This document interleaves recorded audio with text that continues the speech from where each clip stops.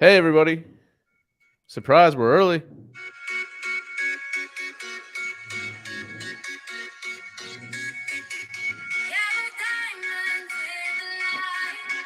All right, before we get into copyright issues, Yeah, we seriously. 1,000% will. Yep. What's going on, everybody? Welcome back to another episode of the College Football Uncensored podcast brought to you by Saturday Down South in Texas Pete.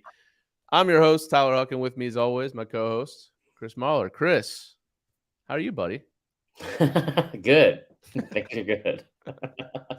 That's good. We got a whole bunch of holidays coming up. Lent. Joey. Lent.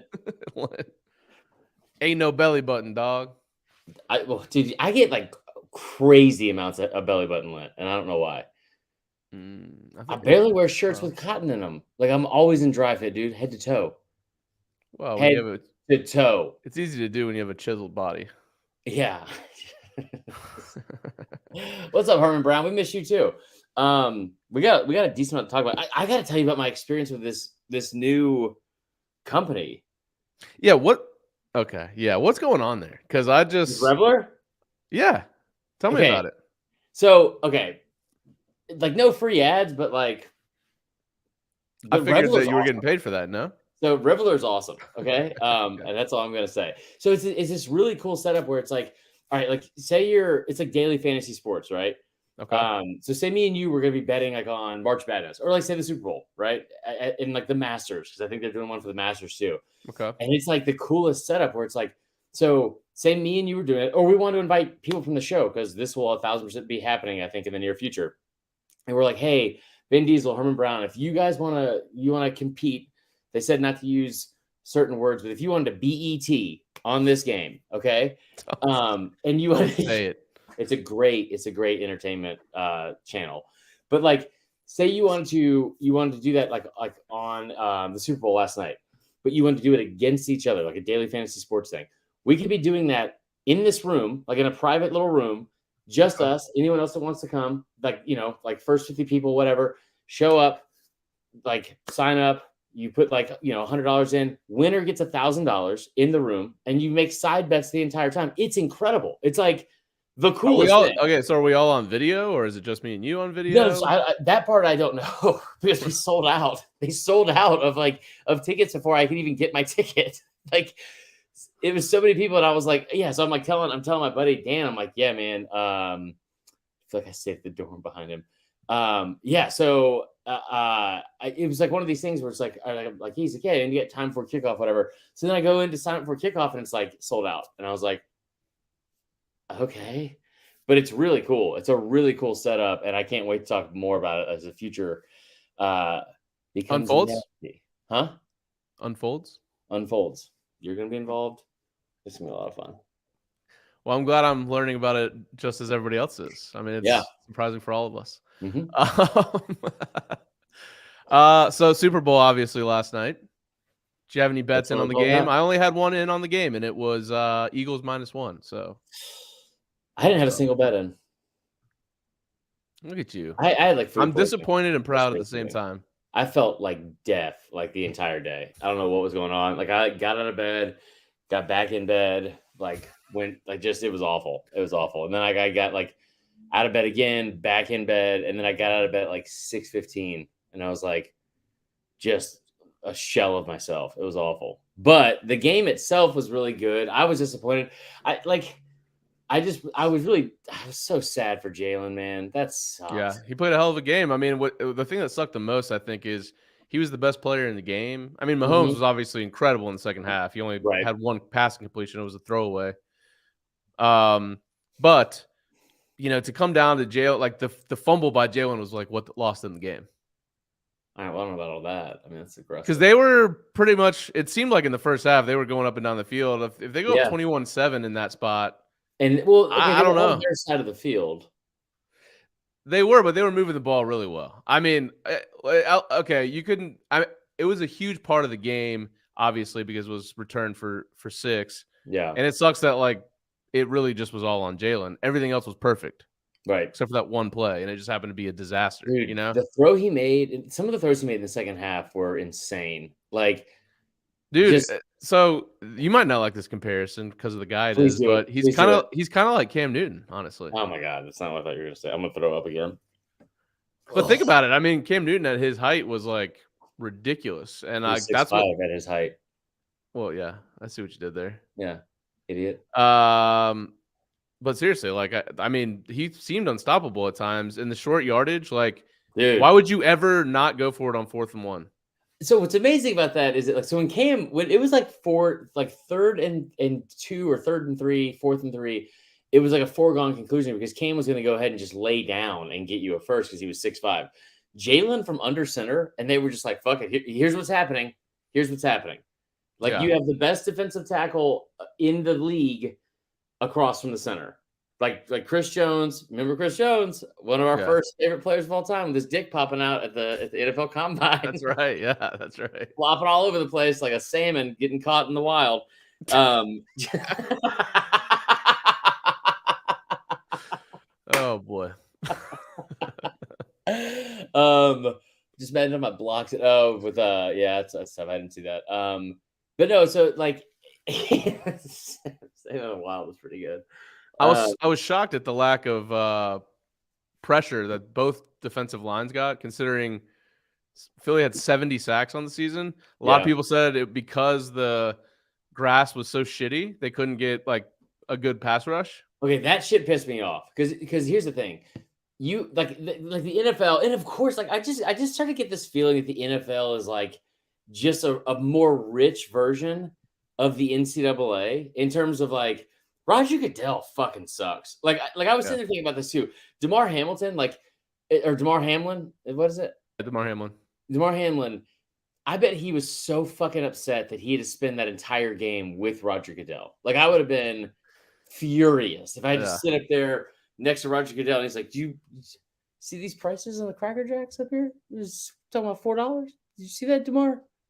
Like what would they be talking about? Like, what do they have in common that he would like? Damar, really happy that I was able to exploit your injury for my own financial gain and for the league. And it also, if you ever do it again, just know that we will absolutely make sure that we do not pay you. If you are just horrifically injured, because that's what I do. I'm Roger Goodell and I'm a piece of shit. Why'd you change that? I'm just gonna go back and forth, Okay. So anyway, I hate Roger Goodell, but like, the NFL spent over $1 million in 2 years preparing for that moment with that turf. Like they spent 2 years making that grass. It's like a hybrid. Yep, I know.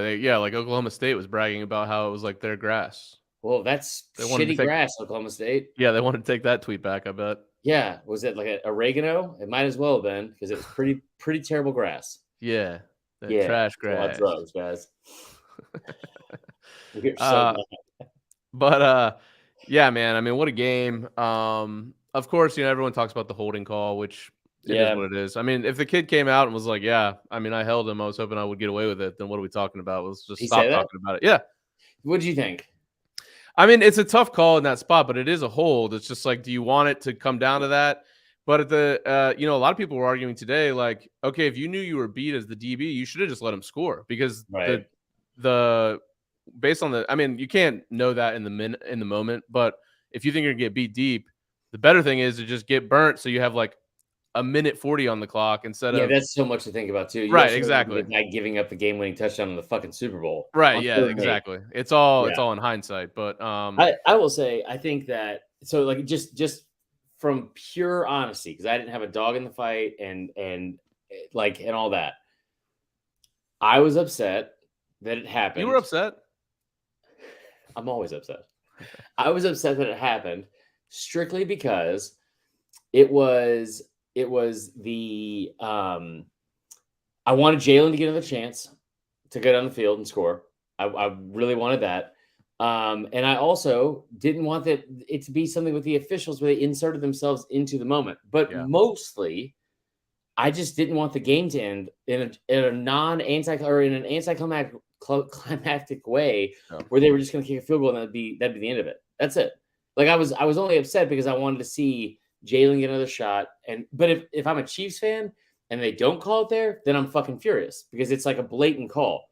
Like if that right there, if that's not there, and it's say instead of the Chiefs, if that play is not called and the Eagles get away with it, and they're playing Georgia, not Kansas City, you would see fucking collages of that holding call for years to come, for fucking years to come. Yep. So I thought it was cool that like the head coach and the DB both said it. It was like, sorry, this is what happened. There's so many other things that happened in the game. Took the high road. It was great. Yeah, Ben Diesel said it felt so weird watching the Chiefs intentionally not score a touchdown. Really good point. Analytic football is so weird. I don't really think that that's analytics. It's just a math equation at that point when it comes to the time. Analytics, right? I mean, no, I would say it's just a time thing. Yeah. So Tim Branch makes the best point. Again, and I'm reacting to this in just a very honest way. Tim Branch says Olsen made a big deal out of it, and that's what made everyone mad. The moment that Greg Olsen said something about it, there was like a little light that went off in my head. And I was like, "Oh, we're allowed to be mad about this? Okay, then I'm upset too because that's a very good point, Tim Branch. I think just like into the human psyche, I was like, it's amazing how much the announcers can really affect that. Like, if they both would have been like, "Well, that's a clear hold," and then Mike Pereira comes on and he's like, "Yeah, this 100 times out of 100 holding," then no one's bitching about it. Right. Also, I feel like this is like one of the few times like in the history, and maybe just because we're not affected by it because it wasn't like one of our teams. But I feel like I've never seen everyone, me, you, the coach, the defensive back, everyone just be like, you know what? This is why I wanted that. This is how I feel. And this is why this happened. And then everyone be like, yeah, that is a good point. This is how I felt. And this is how it happened. That would be great if we were always like that. Yeah, it would, wouldn't it? Philly, the first, now Super Bowl teams, that's only the second loss ever by a team that's been up at halftime by more than 10 points. Yeah. We won't. I've lost track of who the other one was. We won't talk about it. But it didn't feel that big of a blown game, obviously. No. But that stat was I will say up 10, but you knew the Chiefs had the ball coming out in the second half. But Mahomes got fucked up there in the second quarter, man. I was like, dude, he looks like he's in a lot of pain. The fact that he was in that much pain, and he was shot up before the game. So he was shot up at halftime. And one of them, I think it was Bradshaw, even made the comment. He's like, you go in there, you find out whatever kind of pain medication they got for you, and it's like, yeah, all right. Sure, dude. But dude, Mahomes, 27 years old. He's only been in the league for 5 years. He's already 2-time Super Bowl MVP, 2-time Super Bowl champion, 2-time league MVP, offensive player of the year, 2-time first team All-Pro, 5-time Pro Bowler. I mean, the dude, we might be seeing the next. I mean, and the team. I mean, Andy Reid's a great coach, dude. I like the fact that they got fooled, Philly, on those same play, just going 2 different directions, completely fooled. Kadarius Toney, like I love that. What I love about the Chiefs is there aren't that many teams I feel like that say this is our identity, this is what we're doing. We don't give a shit if we lost Tyreek Hill. Okay, we're going to go out and get this guy because he's a running back that runs a 4.3. We're going to go out and get this guy because he's a receiver that runs a 4.3. We're going to go get Kadarius Toney off waivers, who's by all means a bust. He's going to play a significant impact in the Super Bowl because he can do things on the field that other people can't do. I love that. I thought that was really great. Are we going to talk about the best part of it or what? I mean, because we will, but I thought it was at the end funny. A lot of people were talking about what Kelsey was like, nobody thought we would do this. And it was very similar to Georgia. But I will say, going into that game, I mean, everyone was picking Philly. The whole broadcast did. A lot of people, a lot of the money was on Philly. And so there was a little bit more understanding there compared to Georgia, who was a double-digit, 14-point favorite and won by 60. But what was your favorite part of the whole thing? Of the whole game? No, just of the whole, of everything. Halftime.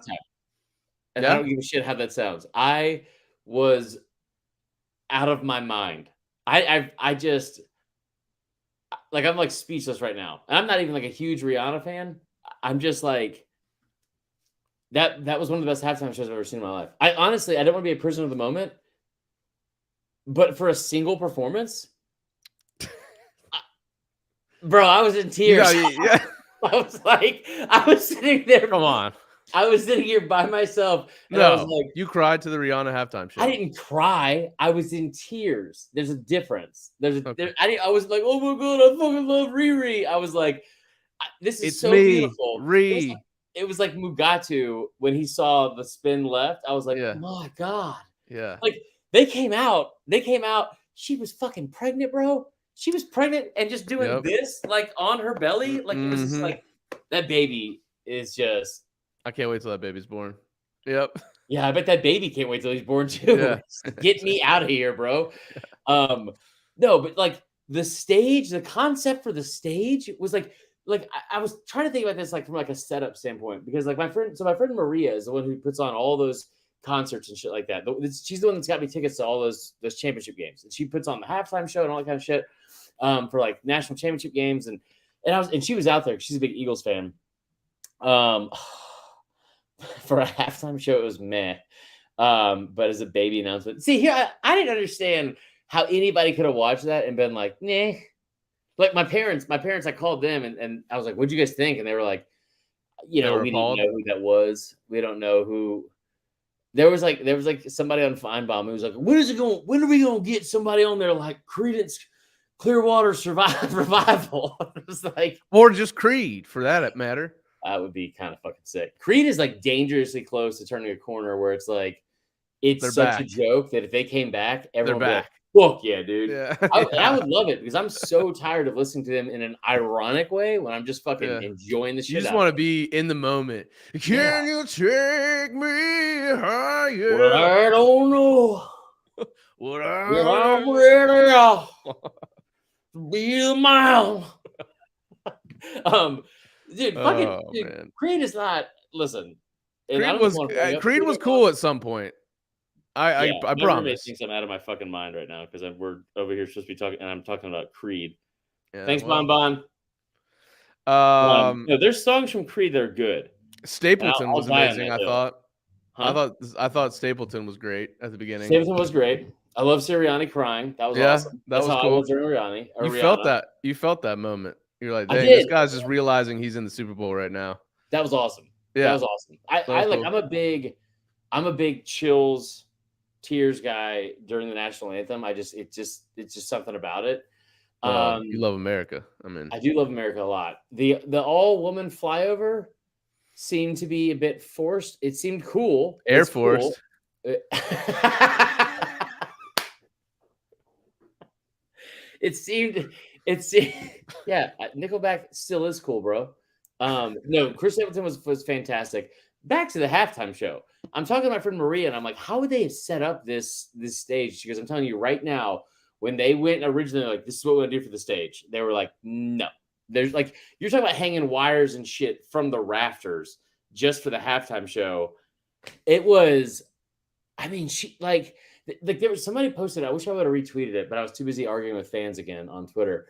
And there was somebody that said, like, this picture of Rihanna is fucking insane. And it was like, she's like zoomed in like this, right? And then they pan out. And as they pan out, she's like singing the song and she's like 100 feet in the air, like on this like fucking Lego block.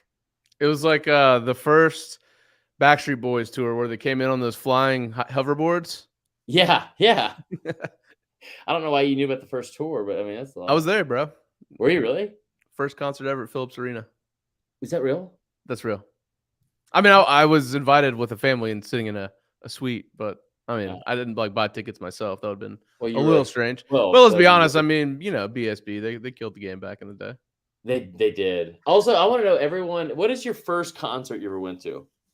Because dude, I've got a really good first concert. His hair. This is not bad. No, this is the way. Yeah. What's your first? My first is Chumbawamba opening up for Third Eye Blind. I would explode if that happened today. I saw Third Eye Blind like 3 years ago. It was down in Centennial Olympic Park after the Olympics. Corey Smith was my first ever concert, says James Fogg. I fucking hate Corey Smith. I used to pay $10 to go boo him. Well, that's the second person with Corey Smith here. Legit, I went there one night just hammered drunk. I like Corey Smith. I'm not going to hate on Corey Smith. Come on, yeah, that's fair. Okay, whatever. Okay, so I mean, I've been to a lot of concerts. My first ever, I want to say, was Aaron Neville. No, my mom took me to Aaron. Much. Yeah. I love you. All I need to know. Herman, I might be tailgating with you this year. I would love to do that. We will figure that out soon. No, it was Luke Bryan. Oh man, Benny Hanna's on the God, Corey Smith, Benny. Luke Bryan. So that was his first big concert. Yeah. Yeah. Oh my God. We're not Everybody talking about loves Corey Corey Smith. No, but I was like, Now I was 21. he's like fucking 52 now. So fuck off, Corey Smith. Anyway, That's no, sad, I too. saw. I remember my dad had to take me because he was apologizing for something. So my mom was like, "Why don't you take him to this concert and apologize for something that you did?" And it was Mary Chapin Carpenter, which is Mary Chapin. I don't know who that is. fucking Was that a Carpenter sister? no. Mary Chapin Carpenter is like to this day like my favorite female, like up there with like Martina McBride, Pam Tillis. I mean, she's number one. She's my Okay. favorite female country artist of all time. Can Can you do a tune of hers? Huh? Can you do a tune of hers real quick? Yeah, I can do a bunch, to be honest. She has one called I Feel Lucky. Okay. And there's Go a ahead. line From the in top. this song where she talks about, she says like she's like talking about playing the lotto, and she's like, the pot's 11 million, so I called in sick to work. I bought a pack of Camels, a burrito, and a Barks. That's I mean, this right woman talking about, I bought a gas station burrito, some cigarettes, and a Barks root beer, and then continued on the day. And then the bbest part was she was talking, it's like all a fantasy of hers, right? That sounds like something I would have done when I turned 18. Yeah. This is like a 40-year-old woman. So then she talks about this it's like of course like in the mid 90s, right? But she talks about this like it's all fantasy of hers.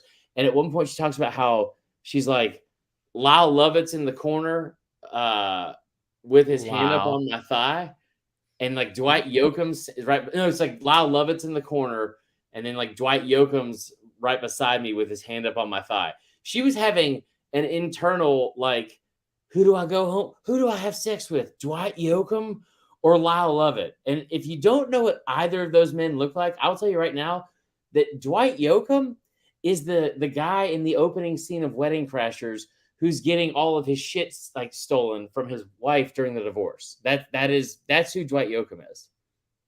Yeah, Dwight Yoakam. I mean, his name's Dwight Yoakam. Dwight Yoakam. That is a name. I love Mary Chapin. President go with something different. So yeah, great Super Bowl. Chiefs win another one. Dynasty? ? I guess. I mean, they've won 2, right? Well, yeah, maybe they're on their way. All right, let's catch up on some college football stuff. Clearly, there's been some stuff that's gone on. First, we'll go a little more granular. Bama now has 2 new coordinators, a little old, but we haven't had a chance to talk about it on the pod. Tommy Rees is OC. Kevin Steele is DC. What's this guy's name? Austin Armstrong as linebacker coach, who I've heard is a really good pickup, by the way. Kevin Steele is DC. Yep. So your thoughts? I like the Tommy Rees hire.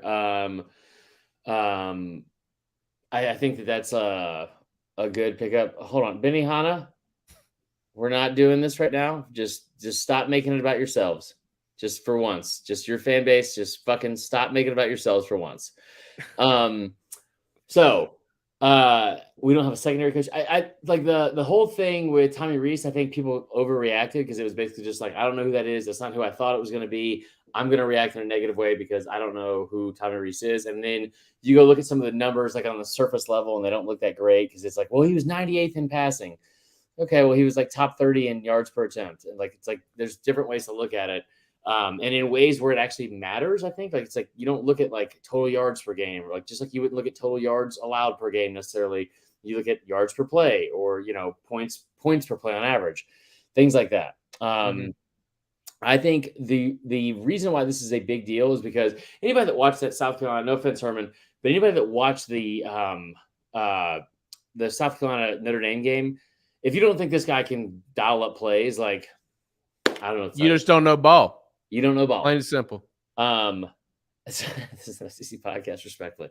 It's actually not. It's actually fun fact about us going into the new year. No, but I think like going from Notre Dame, where you don't have like like I did a whole deep dive on this, and there's a video I put up on YouTube, and it actually did really well. When you look at like the numbers that he had from like, with like top 100 recruits, they had 8 total in the 3 signing classes that he was the OC there. You're talking about a signing class now at Bama this year alone where they had 16 top 100 recruits. Like the amount of talent and the wealth of talent he's going to have is just night and day difference. And more so than anything, the reason why this is a good hire, because I think if you look at Bill O'Brien, the one thing that pissed me off more than anything was it wasn't the quarterback development, but it was the running the football in plays where it makes sense to run the football. And I know that play calling is such an easy thing to bitch and moan about, but then you really get into the numbers, and I fucking did. You look into the actual numbers. You're talking about like throwing the football on 40% of plays where it's 3rd and 3 or less. 40%. You're talking about on 3rd and 3 or less, the amount of yards per carry that they were averaging when they would run the football was 1.56. It was ranked 125th in the country. Like just and then again, the stat I continue to bring up over and over and over again, you're ranked 4th in the country in yards per carry, 4th overall. You're ranked 82nd in rush attempts per game. How's that happen? Like you're looking at a disparity between rushing and passing, like total play calls.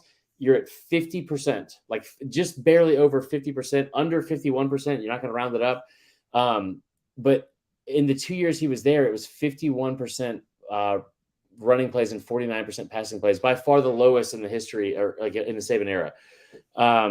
Tommy Rees is a guy that's going to run the football over 60% of the time, and that's what he did for 2 of the 3 years he was there. And it's also a guy that he's like overcome different obstacles that I think are a big deal, where like that Bama necessarily hasn't done a great job of over the past couple of years, where he's had a different quarterback all 3 years. He's done all this by replacing guys like in a lot of talent in the NFL year after year. So I think that's really good. Marler relates things. We can do that, Carter. So anyway, I think that's my thoughts on Tommy Rees hire. I think that's a good hire. Kevin Steele as your DC. Don't like it.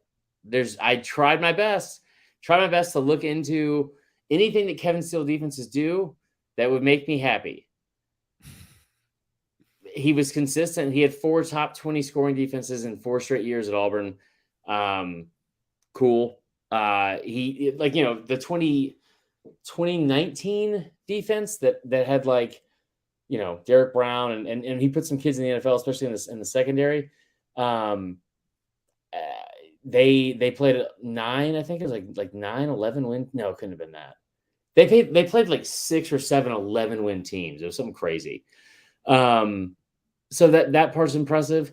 But like from a recruiting standpoint, there's nobody big names that he got like in recruits, like from Auburn. There's nothing, anything for like that he's done that I think that I'm like, yeah, like we can hang our hat on that, which again leads me to believe, and also leads me to believe this because of the sources that I have in Tuscaloosa, that he is not going to be your defensive coordinator. And if you heard anything about this, if you heard anything about Kevin Steele becoming the DC, you even heard from like the national news outlets, like Jeremy Pruitt was involved in the negotiations to bring him in and what his role was going to be and what capacity he was going to serve as the DC. So, but what does that mean? It means that Jeremy Pruitt's going to be the defensive coordinator. He's just not going to do it from the field. Was he just being an analyst? Yeah. Okay. Yeah. From what I understand, the NCAA is also changing the rules for analysts where they can have a little bit more field time than they have been in the past. So that might be also something that they're doing. But so is it just an optics thing? Why would they go that route? I think I went that route because it's like, all right, this is a guy that's been on the staff for the 3rd time now. It's a guy that you he knows what we're trying to do on defense. He understands what Saban's trying to do. He's got a lot of experience, and you go from there. I don't think it's anything like. There's also not a lot of people that I think are going to take that job as like, what do you mean? I'm not going to get to call plays. I'm not going to get to do this. I'm not going to and he what did crack me up about this was, and my buddy Graham Coffey even posted this, which I thought was so weird because I love Graham. He does a really good job, but it's like, are we going to get the Kevin Steele that gave up over 500 yards of offense and 40 points to Middle Tennessee State? Or are we going to get the Kevin Steele that was at Auburn for 5 years? And it was like, why are we using this one game versus like he's got like a fucking resume that's longer than a GD fucking CVS receipt. Like, I mean, like that's like, it's just yeah. job after Miami job was a job. dumpster fire last year. I mean, I wouldn't really take much out of last year. No, I wouldn't either. Well, it'll be interesting. So what's the latest with Pruitt now? Is he on staff, or has that not happened yet? Or I didn't think so. What else is new in college football that we haven't covered? Because I feel like it has been a minute. OU Texas coming in 2024. That is big. I think we all knew this was probably going to happen at some point, even though it came out that they weren't. What intrigues me the most, though, is it's only costing $100 million to do it, and it's not a check they have to write. It's from future revenue. So they literally just walk out the door after a year. That's surprising because I think I was on either Sirius or on Feinbaum, and I said this, and it was like, what stands out to me the most is that, like, I've said this repeatedly, like, money's not real in college football. Like, money's not real, 1,000%. However, with TV contracts, it seems to be very real, and that's where this was kind of lost in the fuss. I thought that's really going to have the biggest issues trying to figure out like where to go in terms of like moving this contract up. Very surprised, but also, you know, I tell you what, all the SEC fans that are sitting here and think this is a huge win, and you're gonna waltz into Austin or Norman, and like those programs are down, and Texas is, you know, perennially underachieved and all that kind of stuff. It's gonna be real cute. It's going to be real cute for about 3 to 4 weeks. And then they're going to travel to Baton Rouge, Columbia, Gainesville. I'm sure they won't have to go to Athens, or they probably will go to Athens, not the other way around for sure. Tuscaloosa, Auburn. They're going to travel to one of these places. They're going to knock off one of these teams. And then it's going to be like, oh, shit. You mean to tell me that Texas is actually good with all those resources and now even more financial resources being the SEC and having the 2 top quarterback recruits in the history of recruiting cycles, like Arch and Quinn Ewers and all the 5-star talent? Did you read that article? I think it's from The Athletic that was like talking about Sark and that roster and like the overhaul he had to have. Mm-mm. So Sark is like going over the roster and he's like, why the fuck do we have 18 receivers and only 8 scholarship offensive linemen? Yeah. Like, what are we doing? That's not winning. That's not a winning formula. No. So I think that it takes a while to flip that room, that O-line room. I mean, you got to get quality bodies, and then I think that position more than most, it like the bust rate is so high because it's just hard to know with a 17-year-old kid that's 330 pounds. Like, is he just bigger than everybody he plays? I mean, obviously you watch the tape, but it's like Brian Breezy. Yep. If there's any question that the TV networks are the ones in charge of all this, the fact that the Michigan-Texas game flipped to a Michigan home game earlier now, to get that game on Fox rather than ESPN, obviously that's kind of like hey, here's $100 million. That's kind of a light on the exit fee for the Big 12. In return, you got to let us, trade this game. Don't forget, the Big 10 just signed a $7 billion deal. Right. Like $100 million is nothing. Yeah.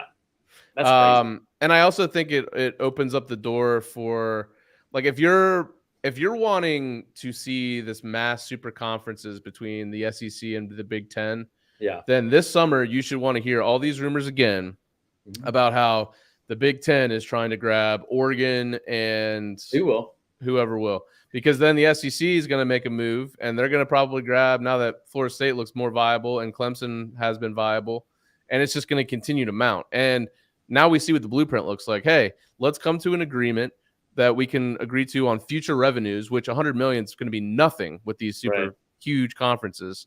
And let's just get the ball rolling on this. And so, I don't know, man. This all, by 2028 at the latest probably, the SEC won't even be recognizable, I think.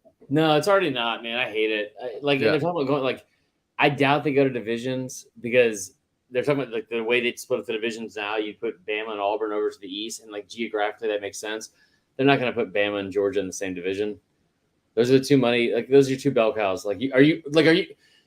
If you think that they're going to put Georgia, who is the best program in the country, and then Bama, who has been the best program in the history of college football, like in the same division to fight amongst themselves every year, and then in the other side, you'll be like, all right, guys, we're gonna get two newcomers, Texas and Oklahoma. They're gonna be playing with Texas A&M and Mizzou. Like they're not gonna allow that shit to happen. They're just not. I think they'll do pods or some shit, and I think they'll go to a 3x6 model where you have 6 rotating games and you have 3 that are like your yearly games. Yeah. I don't know how they switch. I don't know how they make the yearly games yet. Like because like it'd be like Bama Auburn would be one that would be yearly, right? Yeah. All the traditional in conference rivals. You know, like if let's say Florida State and Clemson came over, that would be like a staple game. Then you'd probably have obviously Florida State, Florida, and then you'd probably have like because they play each other every year, so you may as well. Why are you bringing them over? I'm just saying if you expand it out, let's just go with what we have now. All right, let's go. Okay, so then the new teams that come in, OU, Texas, obviously, they're going to be on the schedule every year. I think that Texas and Texas A&M are like as much as they've been bickering back and forth, like they're going to be playing again. Like you're not going to have those two teams from a geographical standpoint not play each other. Right. Texas A&M will be awesome to have that yearly. I mean, it really is going to be awesome. It's going to change. Always sucks at first, but it's going to be pretty sweet. The one that I saw, and people forget this too. When and I only know this from I'm trying to think of who else Georgia's was. I want to say back in the day it was Ole Miss, but I could be wrong. And Georgia fan, help me out if you guys can. But like when it used to be 12 teams, right? It was like you play seven conference games a year, I think, right? Or 8, probably 8. I don't remember. But you played you played 8, and you played 5 in your division, 2 that you had every year, and then 1 that you rotated. So the 2 from the East that Bama had, I know, were Tennessee and Vanderbilt. Every year they played Vanderbilt. Bama played Vanderbilt every single year. So I'm not fully convinced because the one I saw recently was like for Bama it would be Mississippi State, Auburn, Tennessee. That Mississippi State Bama rivalry all time is like 87-13. Yeah, but I mean you got to have one like. Because the ACC moves to pods this year, or not pods, but they move to you rotate. You have the 3 that you always play, and then you rotate the other games, and then the 2 top seeds at the end play in the ACC championship game. So there's no more divisions, and we've got Clemson, Miami, and Syracuse. So it's like they're going to give you one where it's a little bit lopsided. Yeah, I wonder. That's what I'm saying. They might get Vandy again. I wonder what that looks like for LSU because I think LSU is a team that you know the Bama game, right? Florida that's a great rivalry. They have a Florida that's who they currently get every year. Arkansas, that's a great rivalry they had. Used to be played the day after Thanksgiving every single year.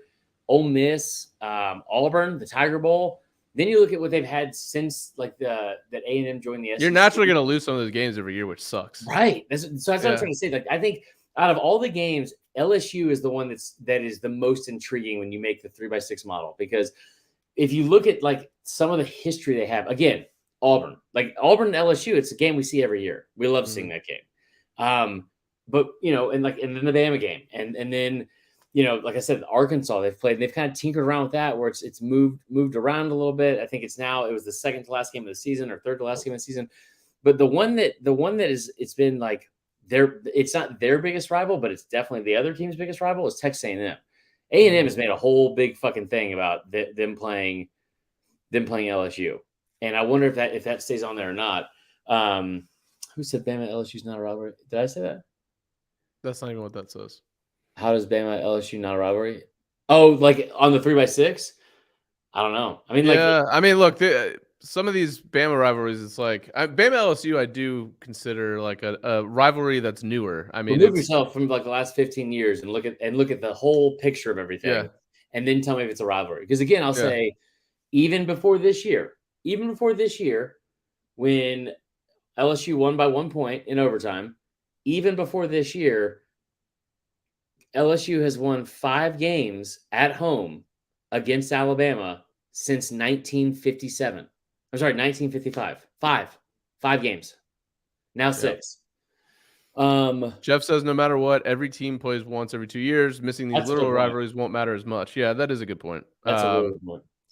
So regardless, we now know that Oklahoma and Texas are going to be in the SEC in 2024, which means that this coming up football season, if you're a traditionalist of college football, just enjoy the hell out of it because it's all about to go crazy after that.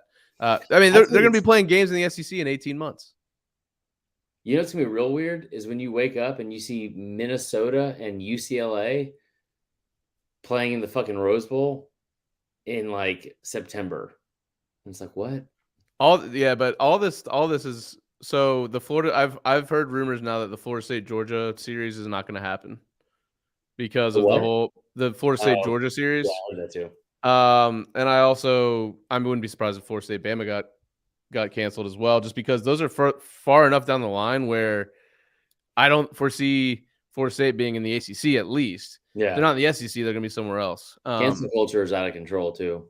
Yeah, of course. Maybe it won't be by then. That'd be awesome.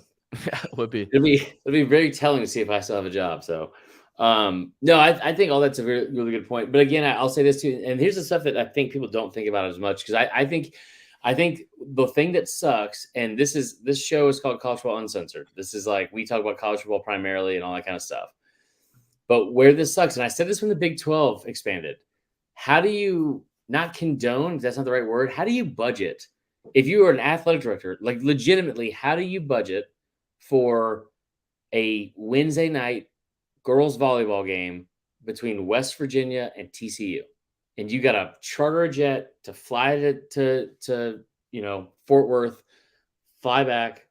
And like, how do you do that? Like, genuinely, how do you do that? And so now when you're talking about, I'll use the Pac-12 as an example, because the Big 12 is like, you're going to see a dissolving of like the Power Five in general, because there's no way that the Power Five is going to have everyone have a seat at the table when you have bus time. I just think in that regard, I think if the conferences get big enough, you can play kind of like a divisional series where you're playing like people just in your local, like Southeast, for example. Yeah. Whereas, if the Big Ten expands and they add, Oregon and things like that, which I fully anticipate happening, then, USC can play Oregon, everybody on the West Coast, and like the middle of the country.